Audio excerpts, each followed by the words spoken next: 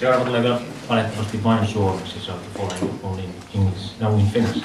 Mutta joo, Labra on kyllä miettinyt kuukausitolkulla, että kuinka saisi Henrin tätä työtaakkaa pienennettyä. Kuten tänään tuli ilmi, niin Henri on kyllä pullojen ja kitaroiden ja muiden instrumenttien kanssa ollut enemmän kuin vähemmän tekemisissä niin päivällä kuin öisin klubeilla.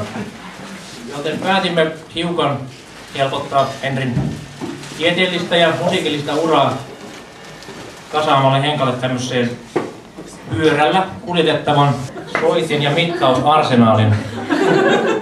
Vasemmassa takataskusta löytyy kitara ja oikeasta taskusta tietenkin pullo. Mutta toisaalta luonnollisesti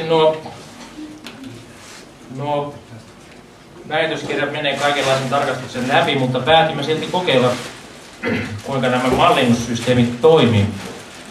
Otimme muutama algoritmi tuosta väitöskirjasta ja mittasimme nämä soittimet. Itse asiassa mä en nyt purkaa tätä, mutta kun tämän avaa, niin huomaa kyllä, että Gucciin paperi on luettu tarkasti läpi. No kuitenkin otimme algoritmit sieltä ja mittaustulokset syötimme sitten tähän synteesigeneraattoriin ja protopajasta haimme sitten mallin tästä soittimesta. En tiedä sitten mistä mikäkin parametri on tullut. Mutta... Tämä on sitten se mies, joka sitä soittaa.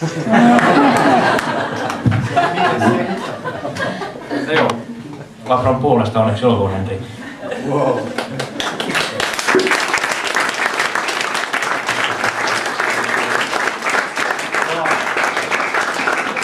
Tää menee seinälle. Ja mä liikun pyörällä töihin silloin, kun ei saada vettä eikä räntää eikä lunta. Ja sitten pieni selitys tästä pullosta, jotka ei tiedä. Me Jaakko Prättälän kanssa keitettiin sellainen hassu pullosoitin.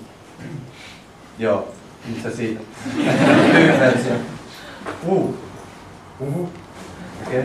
Sitten tää muovia tää on. Toimii. Laitetaan verkkovirran takana. Tätä voi filmata. Okei. Dynamo. Joo, sama niin kuin mainostaa sun kierto, että Mennään sen lavalle seuraavaan.